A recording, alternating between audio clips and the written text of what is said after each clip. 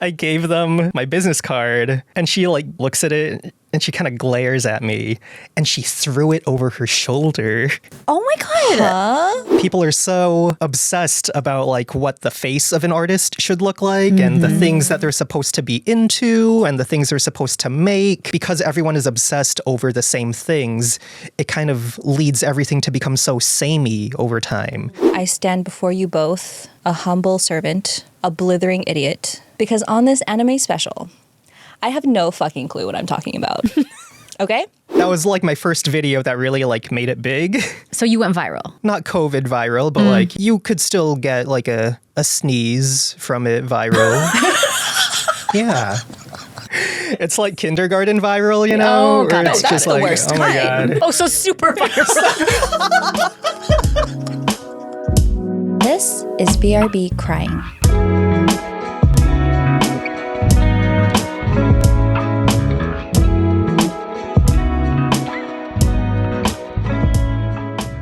Hello, everyone, and welcome back to BRB Crying. I'm Arns. And I'm Nins. And, ooh, I thought about this. Okay, of course you did. Knock, knock. Who's there? Boo. Boo-hoo. I wonder where this is going to go. Gosh, Arns cried again? That Wow. was my joke. Really good. Thank you. As you can tell, Arns cried again. Mm-hmm. So did I. So we're here to tell you about it. Yep, that's our pod. And if you don't already follow us on socials, what are you doing? We are at BRBcrying.podcast everywhere. And also, if you're new here, welcome. If you're old here, welcome back, crybabies. I am so excited to announce we have a very special guest. He is an old friend, an old crybaby, as we found out recently. He reached out to us and he said he wanted to do a little collab. Ooh. So we're going to talk about him a little bit, warm you guys up, give you guys a reason to have a buy-in. You know, like why do we want to listen to this guy? So our dear friend today is named Gabe. So Gabe is an old friend from college because, as you all might recall, Nins and I went to grade school, middle school, high school together. We even went to college together. And here is where we met our friend Gabe. And we were in, all three of us, our college's Filipino club. Shout the fuck out. Shout the fuck out. Or should I say, bark the fuck out. Our club was called Barkada. Our club was called Barkada, which means... it means like that friend we were group? like the coolest club in the college. Okay. We were all Filipinos. We were all fucking lit. Okay, That's yes. what Barkada means. That is the direct translation from Tagalog to English of Barkada. So we were all in Barkada together. So we spent a lot of time together hanging out in our little lounge area. And Gabe and I would talk about anime because it was a shared love of ours. So we were really excited when Gabe reached out. He was like, hey, I don't know if you guys remember me. I'm like, hello, yes, of course I remember you, Gabe. And he has a really cool channel on YouTube. He goes by what he says was his screen name when he was 12 years old, which you know I had to out him. He goes by Daemoncorps, which is spelled Daemoncorps. And that's where you can find him on YouTube. But he does video essays. He calls himself an aging millennial who thinks too much about pop culture, which I feel like sums it all up. No one thinks about it enough. Let me just say that right off the bat. It's not possible to think too much. Nope. We are all academics, as you can tell from our bachelor's degree that we received. From the Filipino University. Yeah, from Barkada. Our barkchulars. Someone please stop her. Okay, so I think that while I would love to talk about Gabe's channel, I feel like maybe he should hype himself up a little bit. You know what I mean? If only there was a third chair in the studio. If only. So, without further ado, here is our conversation with Daemoncorps. With Gabe. Okay.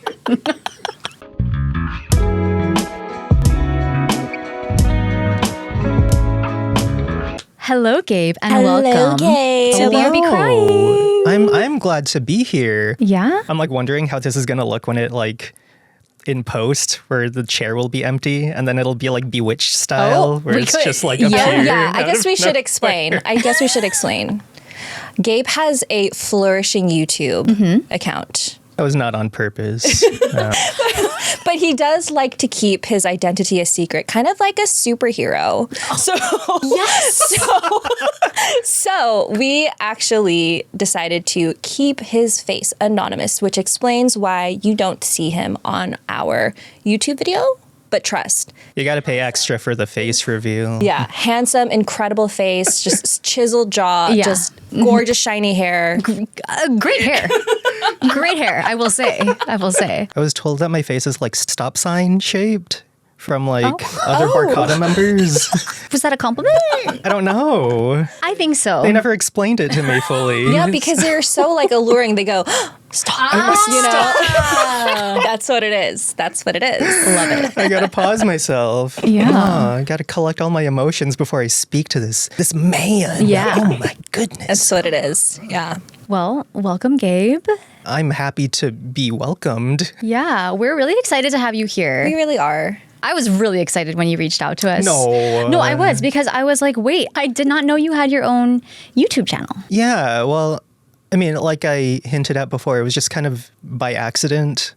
Like, are we gonna like backstory everything Yes. right now? Perfect Yes. segue. Yeah. So I feel like it was my COVID activity. So when everyone was like making bread and having fun making bread, what else did people do? Animal Crossing. Doing Animal Crossing. Push-ups. Dalgona coffees. Yeah. They drew fruit on Instagram stories. Why was that a thing? I don't know, but let's get back to you. I don't care about that. okay. I want to only focus on my stop sign bow.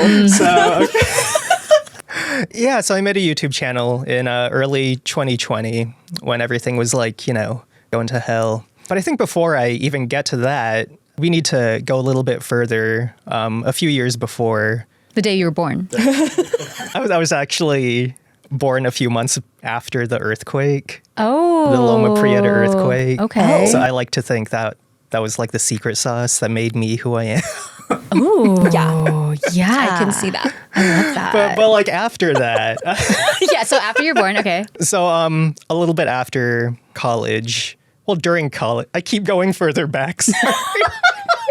I told you, just start at the beginning. During college, my parents were very much the Filipino parents that were like, you need to either be a nurse or you need to be an engineer. And you're good at drawing, so I guess that's an engineer.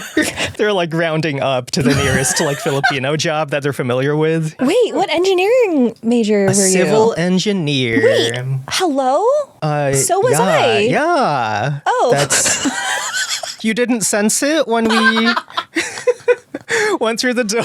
It's just weird. Like, I came in with my hard hat. I don't know why you didn't come in with your hard hat, but There's too many like silly asides that I can like go through this. crazy. So we need to like Insane episode. we need Sorry. to lock in Yeah. to the backstory right now. I'm going to shut the fuck up now. Please. So my parents were very much like, you need to be an engineer. Like, this is how it's done. This is how you get the job. You're not going to get a job by talking about anime all day or whatever. And so I was very much like, okay, but like once I graduate, I'm allowed to do whatever, right? And they were like, yes.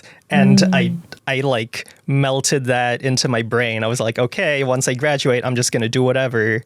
So I went just like, I started just making art again. I didn't make art at all in college, like never ever. I stopped in high school. But you were into art. I was into before. art though, yeah. what do you mean by you made art? Like drawings? I would draw. I would like make comics. I was really into, was it Dave Pilkey, Mr. Captain Underpants, like stuff like that. Yeah. Would like really inspire me to just like make ugly drawings and be like, this is what the teacher looks like, guys.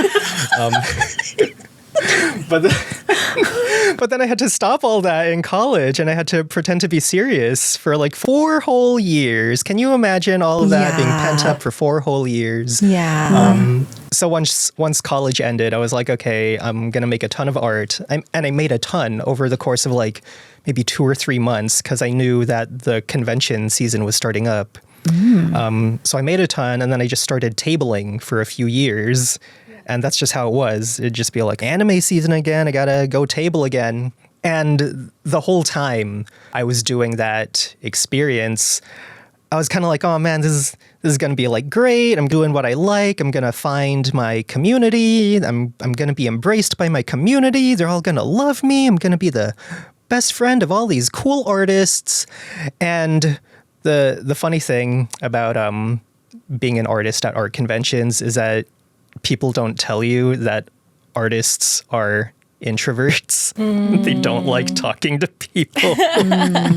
So if you try to get in on their personal space, there's a lot of barriers that need to be knocked down before any of that happens. Yeah.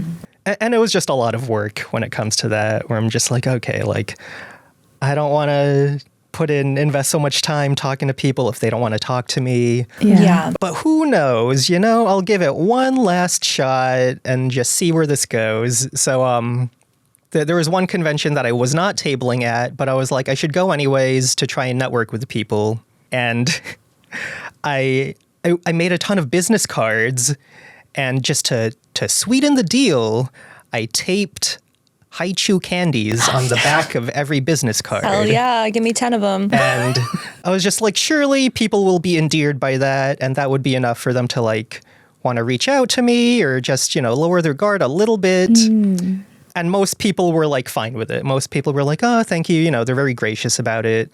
But one person, and I don't want to like blame them. Maybe they were having a bad day. Oh no, I'm nervous. I gave them my business card, and I was just like, oh yeah, like on the back it has like a candy and everything.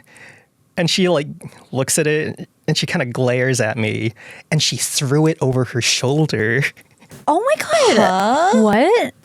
And I was so like, you know when someone is just like so rude to you that you don't know how to respond? Shocked. Yeah. Yeah. I was just like flabbergasted. What the hell? It just like left a really bad taste in my mouth. And I was super just like, oh man, like I don't want to deal with this anymore. Like this is honestly awful. That's really traumatizing. But I guess it was like a blessing in disguise, because during COVID, a few years later, I made a video called Making Art is Hard. And I talked about how the whole convention scene here is just like a whole mess. People make art that has like a shelf life of like 2 seconds. They make fan art of whatever the new anime is that season. And then if it doesn't sell, then, they move on to the next big thing. And then they just got to keep churning stuff out.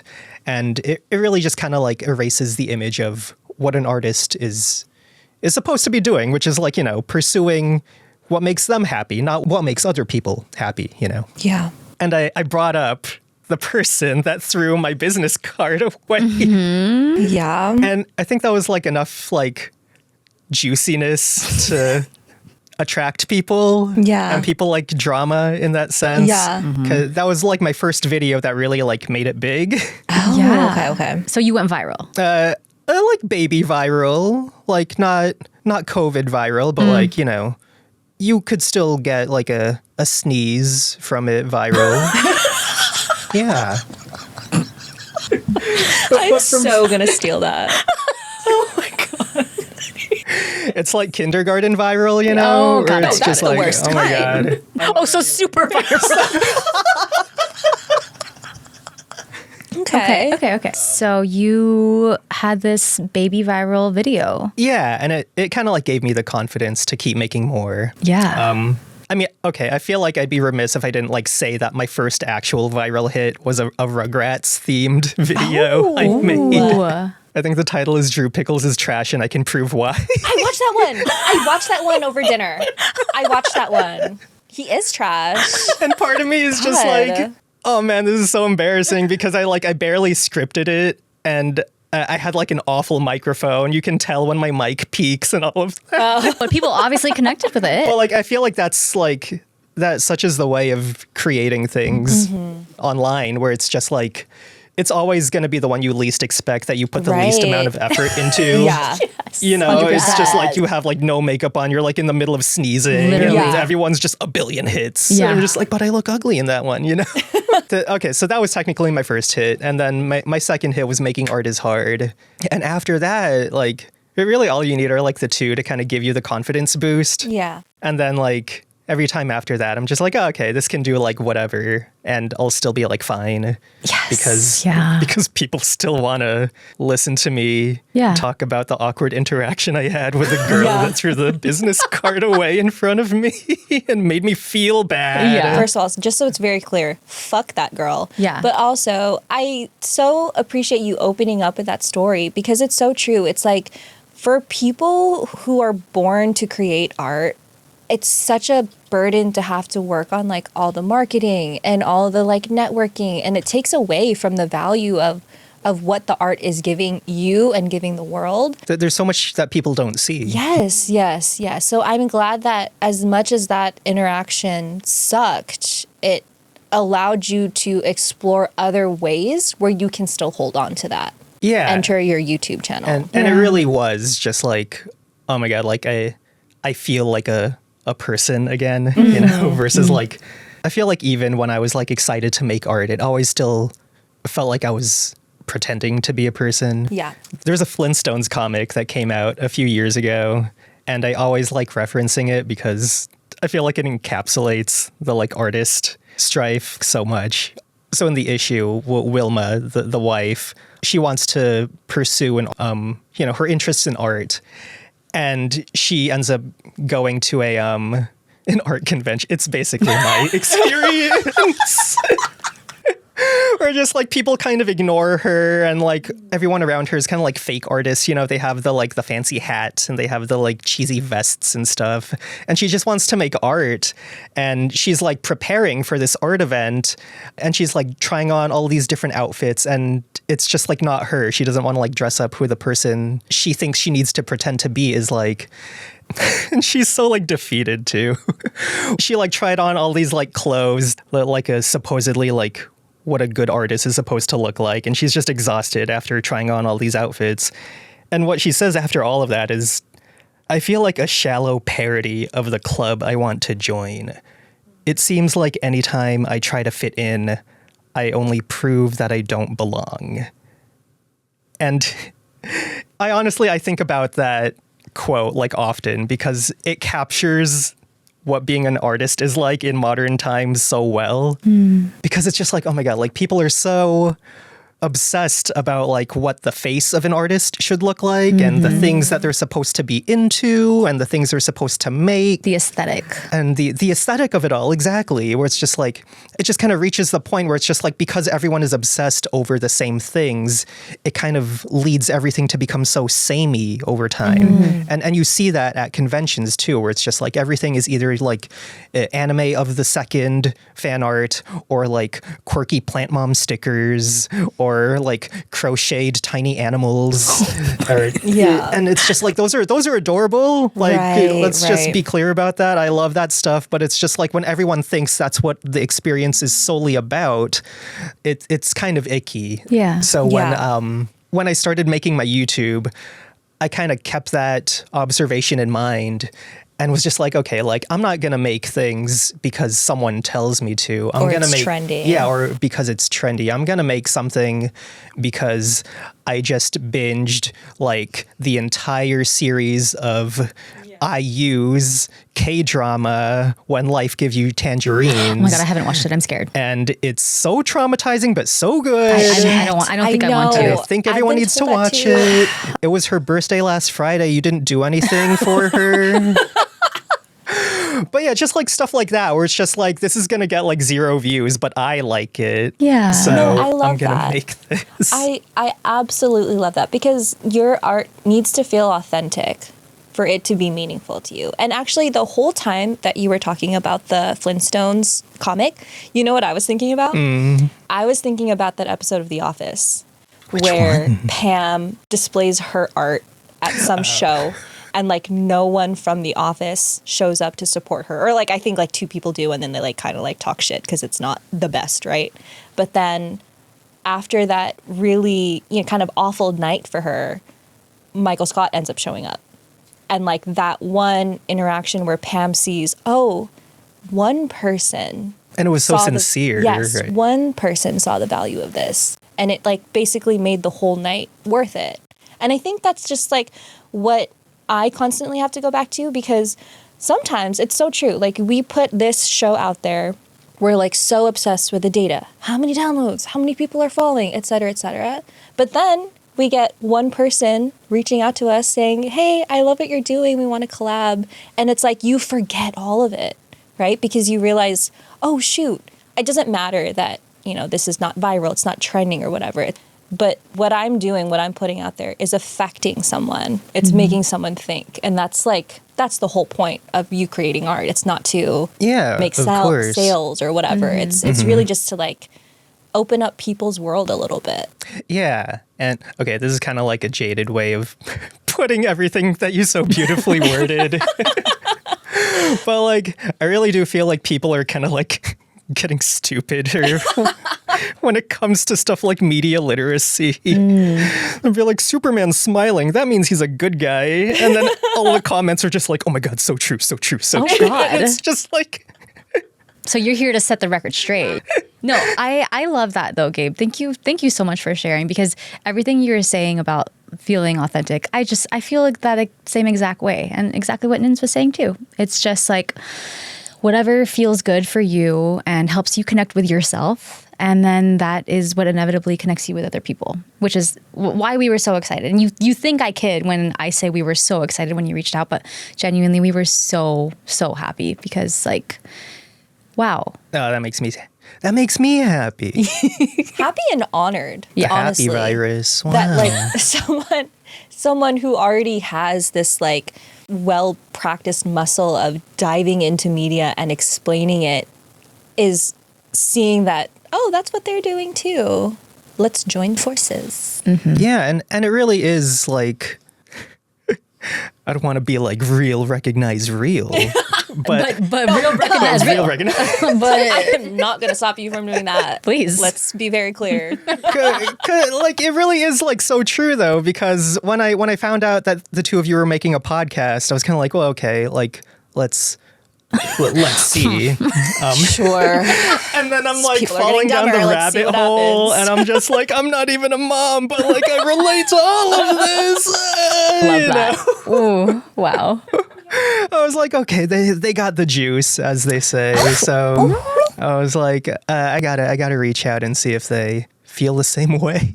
Yeah, we do. Okay. And that's why you're here right now. Fantastic. On this middle chair. Thank you so much for that opening. Yeah. I think it's a good segue into what we have planned for this episode. Yes. So for this episode, Gabe gave us little homework assignments. I'm sorry. He came up with this really, honestly, so comprehensive list of quote unquote cryable anime. And he gave little synopses of each one. He was like, okay, these are all the different things that like I think that would make you all cry. And we each picked one.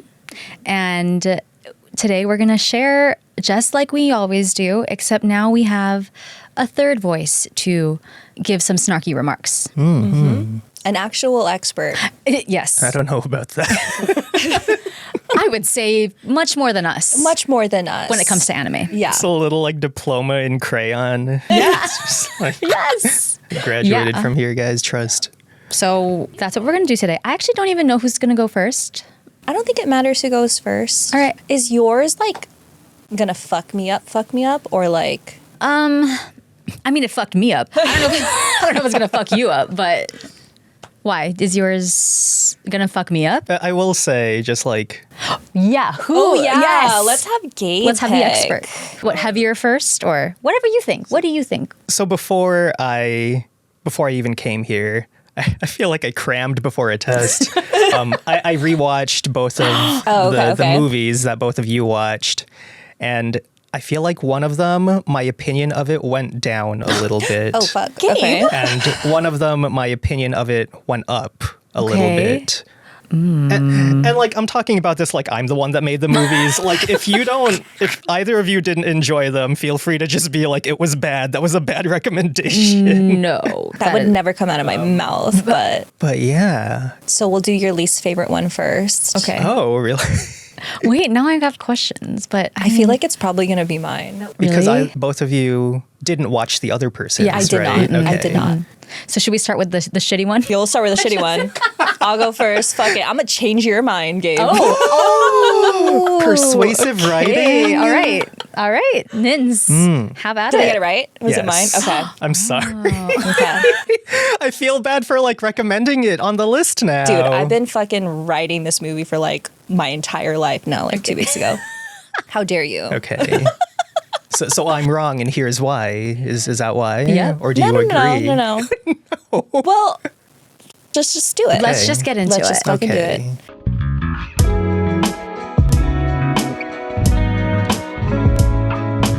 All right, let me go cover this story that Gabe does not like anymore. So, I pride myself on being a cultured academic of this world, one who is well-traveled and well-read, a decent cook, and so fucking smart and so knowledgeable. Yes, all true. But today, I stand before you both, a humble servant, a blithering idiot to the nth degree.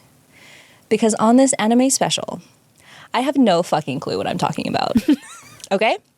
I am embarrassed to say that my anime education went as far as Sailor Moon, Howl's Moving Castle, Yes, and great. My Neighbor Totoro. I mean, those count. But that's it. But it's not like you're watching, like, I don't know, Ninja Turtles or something, where you're just like, that's anime, right? No, but like, that's it. Okay. Like, that's really it. That's fun. We don't judge. But as much as this proves that I am, in fact, uncultured swine, I actually think it made this assignment really fun because I literally had no expectations. So it was cool because I was like, all right, let's just fucking press play, you know? So, as we mentioned, Gabe put together this incredible and super helpful list of recommendations for us to watch. And on this list was a movie with the description that Gabe wrote: childhood friends that have lost contact with each other over time reminisce about the past. And I thought to myself, yeah, that'll hurt. That's gonna hurt. So today, the student becomes the master as I anime-splain the 2007 film 5 centimeters per second, written and directed by Makoto Shinkai. Okay.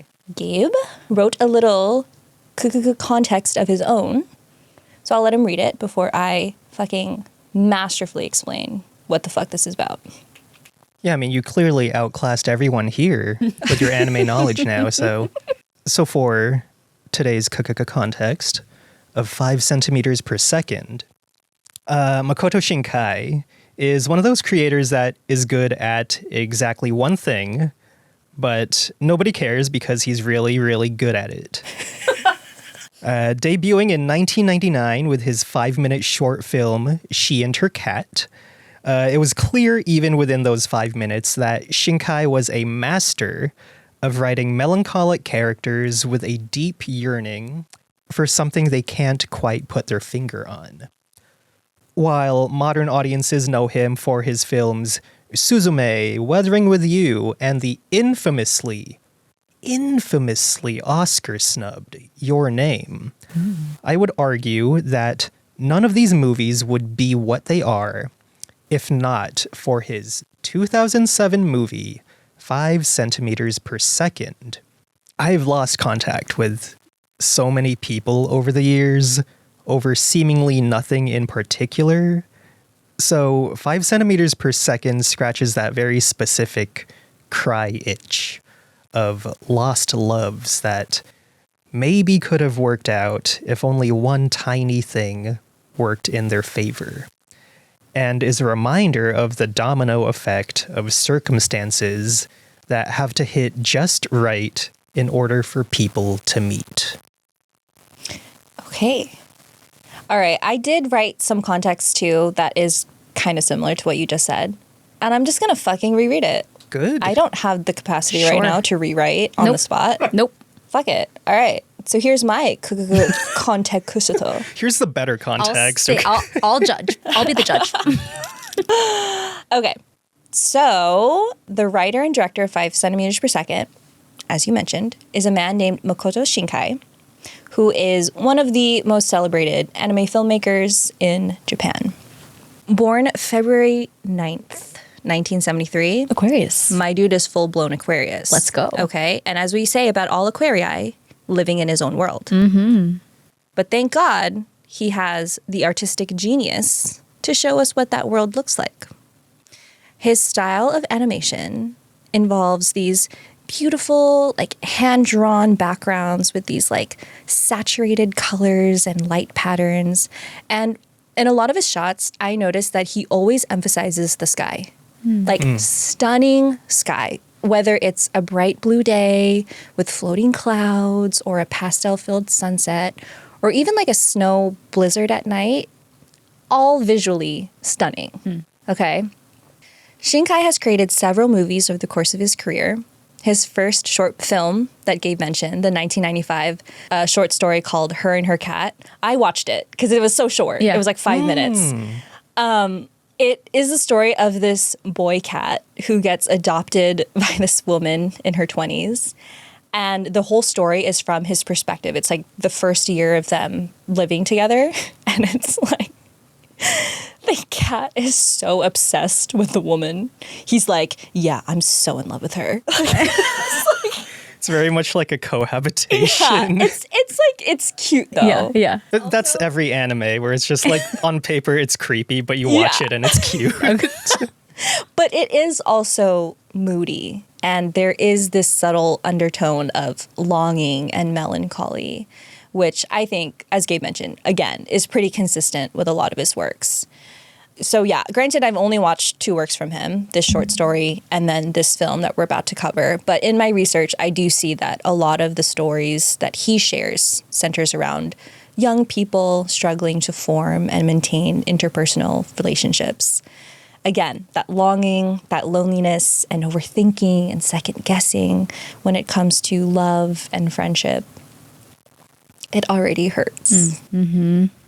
And it's about to get a lot more painful. Ooh. So, 5 centimeters per second. Here we go.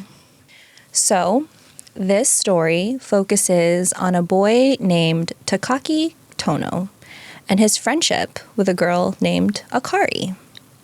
Their tale is told in 3 parts.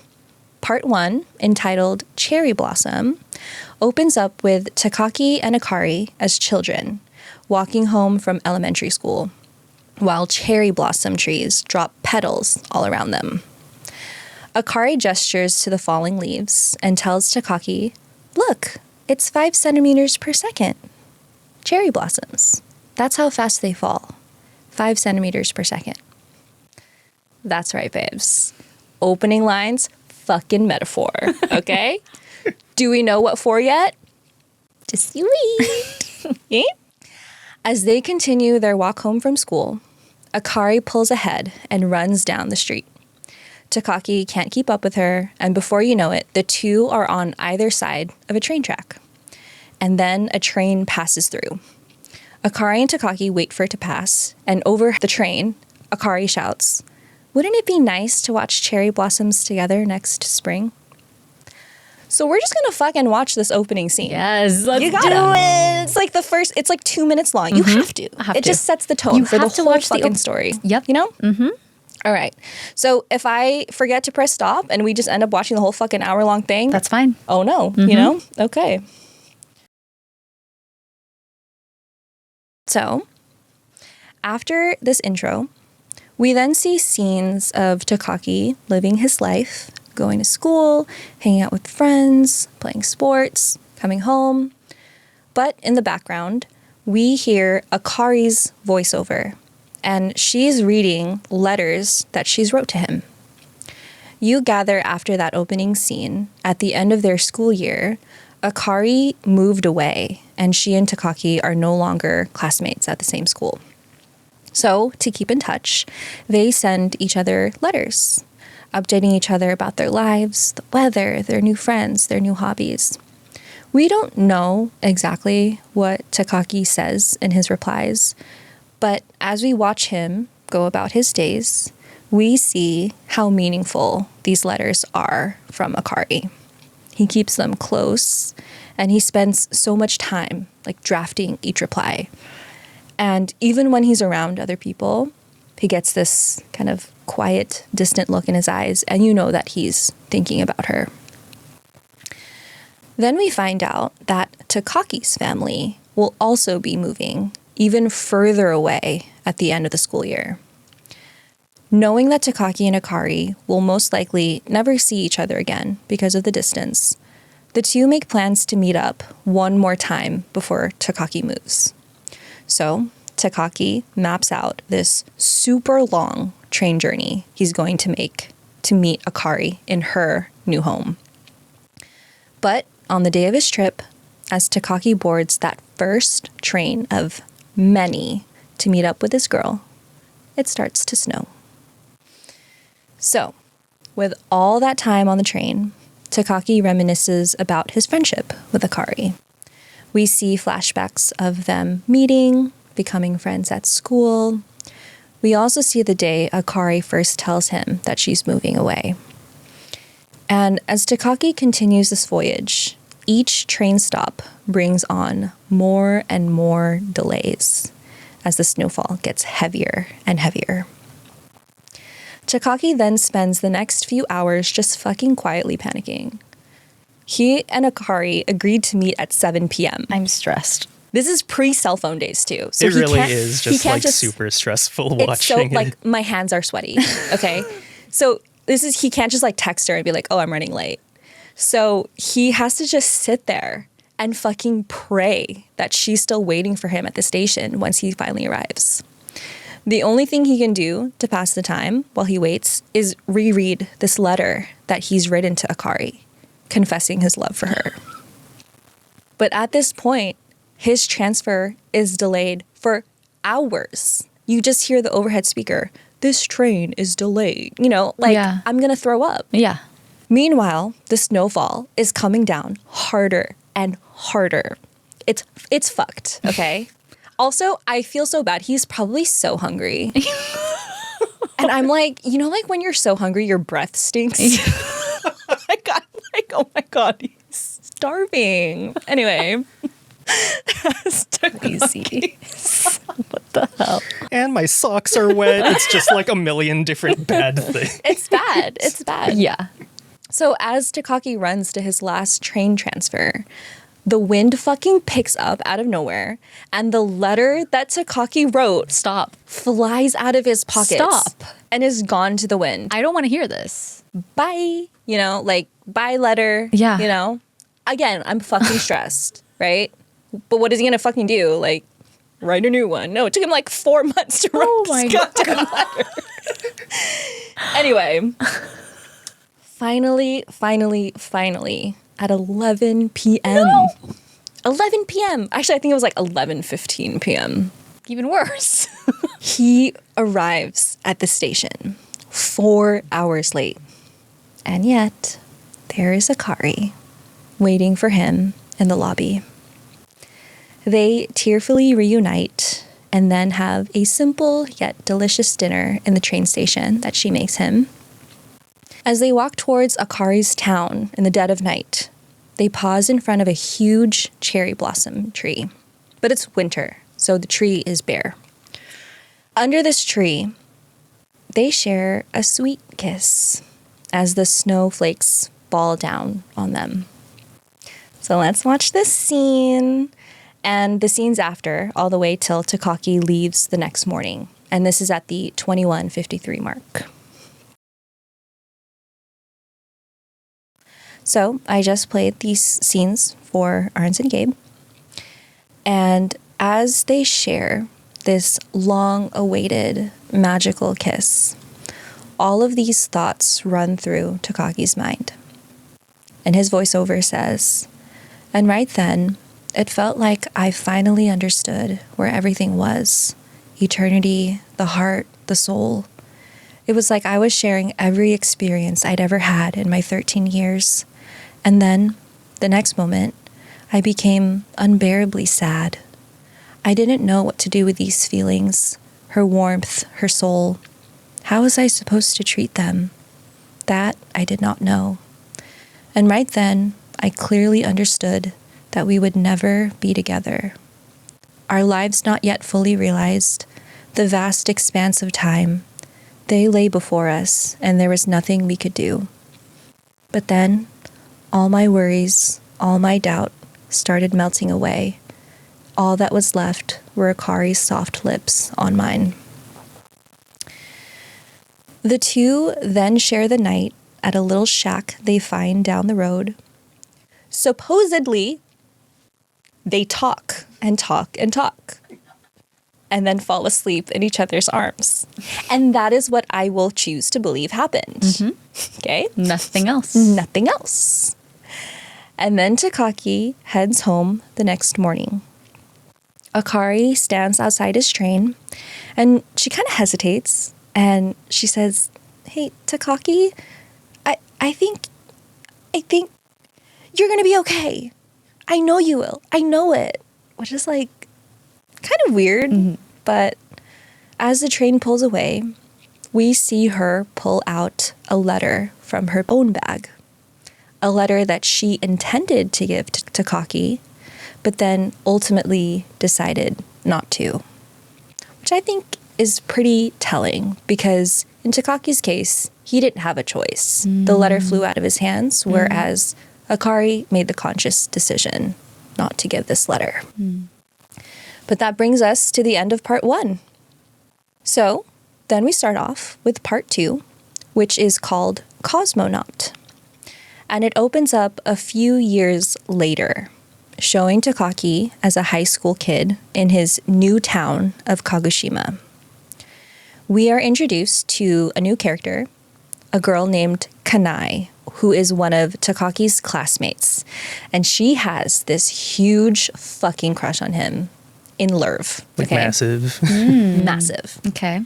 The two are friends, but no matter how many hints Kanai tries to give him and how much she tries to gain the courage to confess her feelings, Takaki is so fucking oblivious and so emotionally unavailable because his mind and heart are always somewhere else. Kanai is also really different from Akari. While Akari is thoughtful and straightforward, Kanai is kind of scattered, like almost like this free spirit. Even though they're seniors in high school, she has no idea what the fuck she wants to do after she graduates. She spends her days kind of with her head in the clouds, trying to learn how to surf, and honestly, just like trying to get Takaki's attention. Like, one evening, she sees Takaki sitting atop a hill looking at his phone. She joins him, and the two talk about their futures, what they're going to do after graduation, blah, blah, blah, blah, blah. On their way home, they come across this huge cargo truck carrying pieces of a Japanese space shuttle that's being launched sometime that year. They look at it and wonder, while Takaki tells her, it's going to the edge of the solar system. It will take years. Essentially, there's like this Japanese space shuttle that's going to be launched into the sky. That night, in his room, Takaki continues thinking about this spaceship. I can't even picture that. It must be an unimaginably lonely trip, cutting straight through the darkness of truth to the point where you can't even find a single hydrogen atom, desperately reaching for the secrets of a world at the edge of all that blackness. How far will we go to find those answers? How far can we go? A few months go by, and Kanai tries to muster up the courage to, again, confess her feelings. She's like, today is the fucking day. I have to do this. Every day she wakes up. So on this day, Takaki and Kanai are walking home together from school. And Kanai just starts crying because she just can't do it. And in that moment, as Takaki tries to comfort her and ask her, like, yo, are you okay? What's wrong? Again, my guy's fucking clueless. No idea. Because he's hung up on this other chick. The rocket they talked about before launches up into space. And Takaki and Kanai stop their conversation and just stare at it and wonder. So let's watch this scene, which starts at the 44-minute mark. It feels like so much more meaningful when you say it versus when I watched it. Oh, not me convincing you. Yeah, but actually... Oh my God. Also, are we just like casually seeing like the Northern Lights constantly? What? No, literally, the sky in this movie, it's crazy. Stunning. I'm like, relax. Yeah. You know? And that's his like thing for all of his movies. Is it? Yeah. Okay. So, in this moment, watching Takaki stare up at the sky, Kanai has this epiphany, and we hear her voiceover say, desperately, recklessly, reaching our hands to the sky, launching something so massive, staring at something so far away you can't even imagine. I think I understood then why Takaki was so different from other people. And at the same time, I knew, without a doubt, that Takaki was definitely not looking at me. That's the reason I couldn't tell him all the things I wanted to that day. Takaki is kind to me. He's very nice to me. But he couldn't see me. He was always looking right past me at something very, very far away. And obviously, there is such a mirror to the way that part 2 and part 1 end, right? This realization that for whatever reason, this coupling is not going to work. Even though they're the movie poster. That's the shot they use in the movie poster. Is it? Yeah. Oh, I didn't realize that. Which is kind of like curious. I think they make it a little bit vague on purpose, where it's like it's clearly the like space thing being shot up. Yeah. But the girl next to Takaki is holding an umbrella. So you're like, oh, is this the same scene or is it a different time? Like they make it fuzzy on purpose. Yeah. I got you. But it is interesting because the way that Kanai finishes this realization is a little bit more accepting. Whereas when Takaki had his realization, he was like, but at the end of it, all I feel are Akari slips on mine. There is still that hope at the end. It's like lingering hope. Yeah. Exactly. Whereas part 2, a little bit different. Okay. And thus begins part 3, called 5 centimeters per second. Takaki is now a full-blown adult living in Tokyo. It's springtime again, with the cherry blossoms at full bloom. One day, walking through the city, he passes by that same train track that he and Akari got separated at when they were kids. And as he walks across it, a woman walks past him in the opposite direction. Once over the tracks, Takaki pauses, and he's like, holy fucking shit. No way. Is that? But as he turns around to get a second look at the woman's face, a train passes through. Shut the fuck up. And blocks his view. We then see snippets of Takaki's life in Tokyo. He works at his boring desk job. Mm-hmm. We see that he's in a relationship that he does not give a fuck about. He's like constantly ignoring her calls. And you see the girl too. Yeah.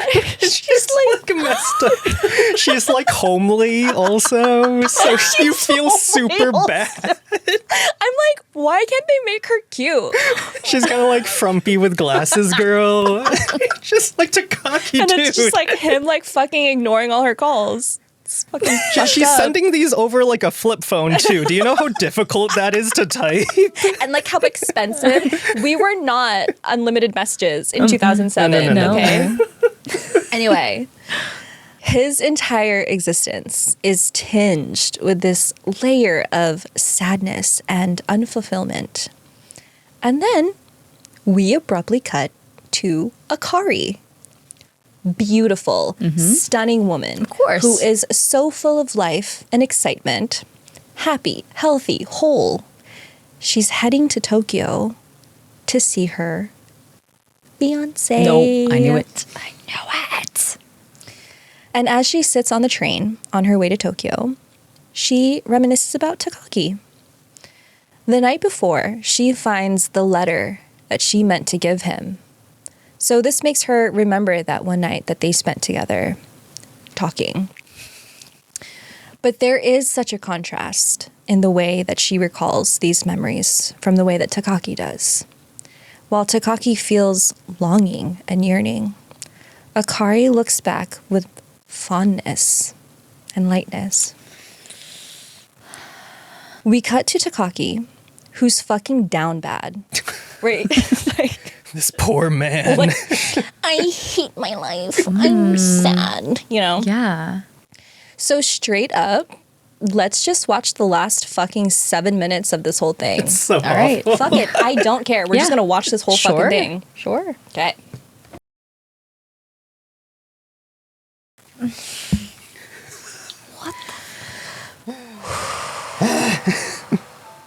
Okay, so we just fucking watched the entire ending. I did not give a fuck.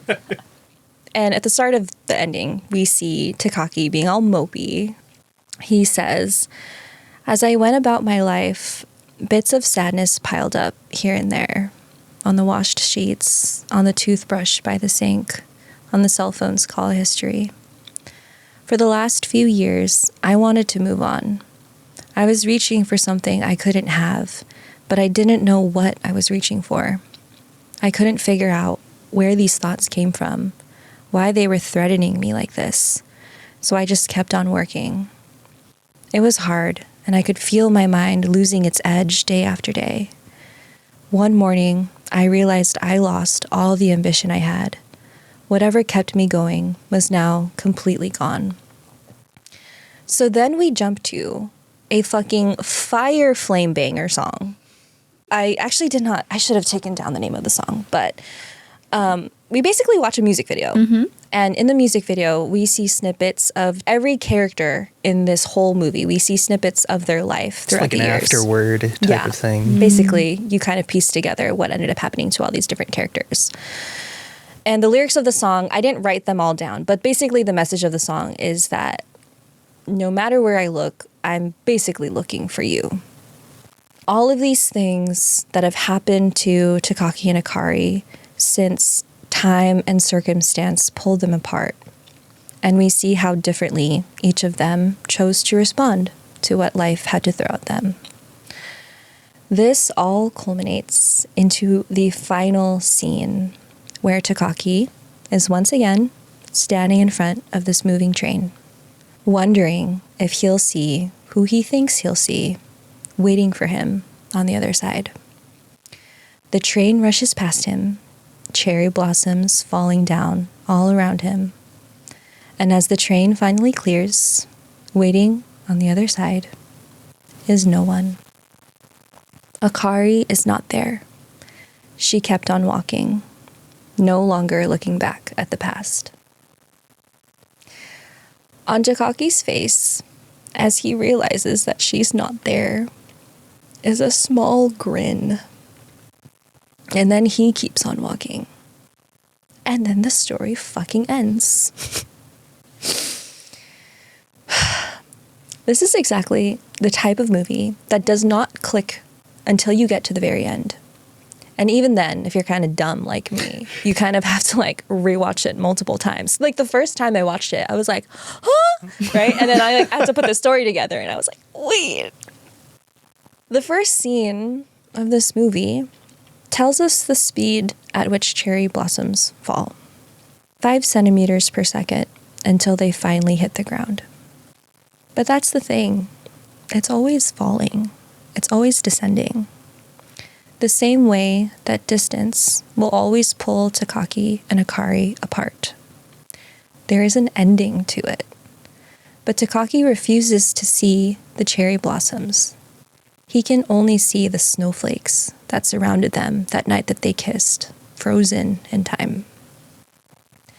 we see how this obsession with the past, this longing for something he knows he can't have, stops him from fully living. He can't see what's right in front of him. He turns away from other loves, other means of connection, other sources of joy, and it ruins him. This endless, fruitless journey into the blackness. And I think that's why I was so overcome at this ending, because you can feel your heart pounding in the same way that Takaki's must have been, just waiting and wondering if you're going to see Akari on the other side. And when she's not there and he smiles to himself, it's like you feel his relief.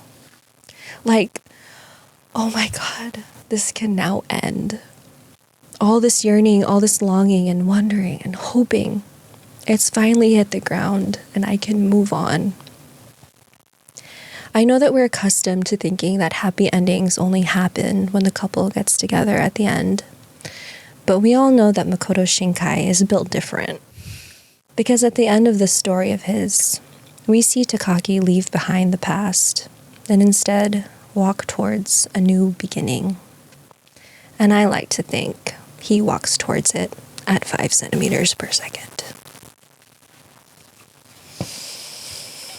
I think you changed my mind. This is the best movie. Best Shinkai movie. Oh my God. It is so tragic, but hearing you bring it back full circle, like the smile at the end, the release. Fucking smile at the end. I feel like it's tragic the whole time until the end. Yes. It's true. You know? There's never like a moment for you to breathe and be like, oh, they're happy again. Like, it's always either like neutral or somebody is like bringing down the mood. Yeah.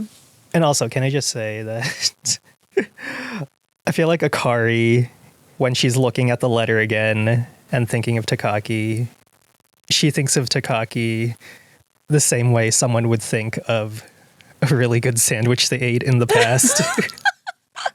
There is an emotional like connection to it, but it's different from the initial when they were 13 No, moment exactly. of it. But I feel like in the same way that Takaki had this realization while they kissed that they were never going to be together, she probably also realized the same thing, but did not leave that open-endedness, which is why I think she didn't give him the letter to begin she with. chose not to She give the chose not letter, to give but that. he didn't have the chance to, so he clings on to it. Oh my God! Yes. You just explained the movie to me.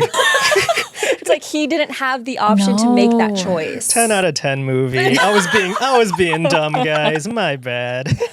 Oh, so he didn't have the closure the way she did, the way she so intentionally closed that chapter for herself. Yeah. He was not given the option to. Even Kanai had the option to be like, okay, like he doesn't love me anymore. I need to focus on me outside of who this person could be. But all those years later, he finally got what he needed to move on. Oh my God. I that's fascinating. The way you said it's like the different ways people respond to like these events in their lives, the way some people cling and some people, I mean, not like she didn't give him a second thought, Akari, but like clearly like it's a thing of the wow. Right? But and it's just so it's so heartbreaking to see that this obsession with the past just stops him from realizing the now. Yeah. Look at all of these like people that were ready to be his love and he couldn't see that because he was so fixed on this one thing that he knew he couldn't have. That's so real though. I mean, that is what stops us from living. Like whether or not this is your situation, like the fixation on the past. Yeah. And I think it like hurts more too because you see them since they were like tiny. Because it's just like even before they kiss, you see that they were growing up together when they were like, I don't know, like 8 or 9. So it's just like, oh my God, this poor man has had this like longing his whole for life. so long. Yeah. That he could never really like put a bookend to until like, I don't want to say until it was too late, but yeah. Yeah. You don't But- like to see a life wasted like that, No, you know? don't. You But don't. that's why I don't view it as like a God, I can't believe it took this long. I'm just happy that it finally happened. Mm-hmm. Like, I think that's why that's small. And it's so subtle. It's so quick, too. Like, the last shot of Takaki's face as he's walking away from the stop where she's not there.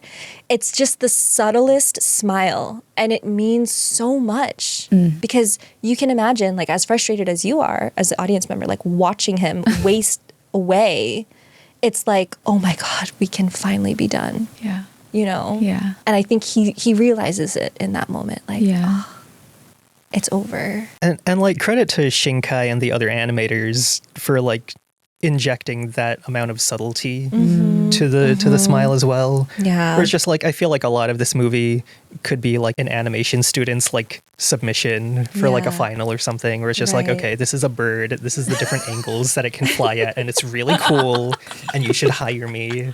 Yeah. But then you see the smaller moments as well, where it's just like, oh my God, this is a drawing, but for me, I process that as a person that almost smiled, and he looked back and he stopped himself from looking back after a certain point, after so many years. It's just like, ooh. Shinkai. Oh, that hurts, but I love the ending. Right? I love and that I think ending. that it's one of those endings that you are, at first you're like, oh, I don't like that. But then you sit with it and you go, no, that was gorgeous. That was brilliant. That was 500 Days of Summer. No, that's for what I me. was thinking. That's what I was thinking. Yeah. I kind of love when couples don't end up together. Yeah. I mean, I think there's also just this kind of pop culture understanding that the only happy ending has to end with a couple. Exactly. I was actually thinking about this the other day where it's just like, I feel like Friends has ruined sitcom couples forever. Because before Friends, the kind of power couple that people talked about on TV show sitcoms, at least in America, was Cheers. Okay. And that couple doesn't get together at the end. And because Cheers did so well, the spin-off Frasier came out, and you kind of get to see the dynamic explored even more. So it's just like literal like decades of American TV is just them Yeah. kind of picking apart the idea of like, you don't need to be a couple to have your happy ending. Right. There are other options that you can pick and choose. And then here comes Friends, like thinking it's the most badass shit in the world just because it's got 5 handsome white people. 6. Excuse you. Shit. Well, One of them's kind of homely. one's got a homely face. We'll let you decide who we're talking about. God. No, but I feel you. I feel you. But right, where it's just like, oh my God, like, Yeah. what other times do we see the couple not end up together? Like, Right. It's like, it's so It's rare so that I rare. remember 500 Days of Summer. Exactly. Like, that's why it was so impactful, because of how it changed the way that I realized movies could end. And the more I watched it, the more I watched the ending, the more I loved it. Right. Exactly. This was the same exact. Ooh. Wow. Thank you for that. That was Yeah. beautiful. Well, thank you, Gabe, for recommending it to me. It would never have crossed. Yeah. thank My you radar. for changing my mind on it. I was absolutely ready to just have to film an apology video, like YouTube style, just like, I made a mistake, everyone. No, I thought it was really great. I'm glad. I'm so I thought glad. it was really great. I think it really is one of those things that you have to really sit with. Yeah. Yes. You can't just watch it one time and be like, Yeah, I yeah. didn't get it. Yeah, You know, yeah. you have to like. And I think that's also kind of the thing that Shinkai has mastered over the years, where I don't want to say his movies have gotten shorter. If anything, I'm pretty sure they've gotten longer. But he has also dabbled in doing commercial work. Yeah. Where it'll be like 1 minute or 2 minutes. And even though they're like advertising something, you're essentially watching like a 2-minute equivalent of 5 centimeters per second. And that's actually what I wanted you guys to watch just now. Oh. Okay. With the thing I texted, a Okay. mystery link. A mystery link. Okay. A commercial? It's a commercial. For what? It's a commercial for like cram schools. Oh my God. What? Oh my God. That was so like dramatic. Right? So what I just convinced both of the Cry Gals to watch just now was a glorified commercial for Z Kai. From the looks of it, it's like a cram school that you can take from home. Okay, got it. It's basically a 2-minute commercial for this service. And the entire animation is, again, done and written by Shinkai himself, the master of pitting two people that you think will never meet, and having them meet, and having you question whether or not they'll get together, even though you know that he has a horrible track record of having them get together. Wow. What I wanted to ask you is that you having seen 5 centimeters per second, do you think his works have matured at all when comparing to the 2-minute commercial? Wait, was that 2-minute commercial after? Yeah, it came out like very, very recently. Oh, okay. Like within the last I see. 5 years, I want to say. Well, I mean, that's hard, right? The Initial 2-minute thoughts. story versus a whole hour, right? I would say that the artistry is still very similar. I thought I was watching scenes from the movie again. You know what, though? I don't know that maturity, like when you say maturity, that makes me think that there needs to be some sort of growth. But I don't know if that necessarily makes you a bad or good storyteller, because Good answer. I think that ding ding ding. That was a trick. No. I think that no matter when or where you watch this kind of story, it will always be a universal experience of like something not working out and feeling some sort of way about it. And I don't necessarily think that for an artist to feel drawn to tell stories about the same thing makes you like A hack. it makes you Because that is kind of outdated the or- take that Yeah. people keep kind of poking fun at Shinkai that it's for. very It's just similar like, okay, it's going to be stories. the same thing again. I see. But I don't know. I mean, I think from an audience perspective, I can get why that is a critique, because it's like, oh, I know how this is going to end. But I think from a feelings and meaning perspective, I think that's fine. Everything boils down to love anyway. So it doesn't really matter. That's to what this me, podcast is all about. You know? Good answer. Good so answer. I think I will let him be. If that's what he feels compelled live. Let to him share, cook, please. let him. Yeah. You know? Felt That's what I would say. That is a good answer. I wasn't expecting Thank you. such. Once again, I am He's just here testing you. being Thinks mistaken. I'm fucking dumb as hell. So let's just prove him wrong over and over again. Time and time again.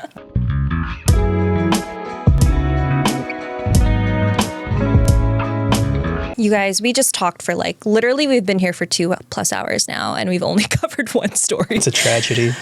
So with that said, we have made the executive decision to actually break up this collab into 2 episodes. Lucky you. lucky you. So we're going to end it here for today, and we'll be back very, very soon with Arns' coverage of her anime. We're going to keep the suspense. We won't tell you what it is yet, but before we wrap it up for today, Gabe, thank you so much for joining us. Thank you On for part accepting 1. my self-invitation to be here. I'm showing up here. See you in 2 weeks. Yeah. Okay. Yeah. See you in 2 weeks. See you in 2. Yep. In the meantime, if people are curious about your page, where can people find you? Oh my gosh. You can find me on...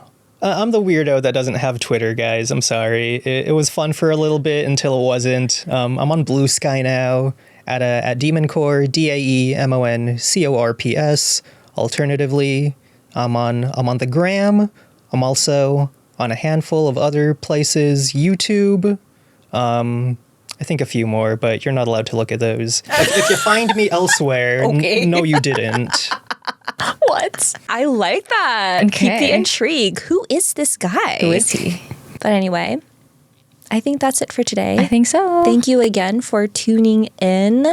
We hope that you enjoyed today's episode and are looking forward to part 2 Very, 2. very soon. very, very soon. But that's what we got.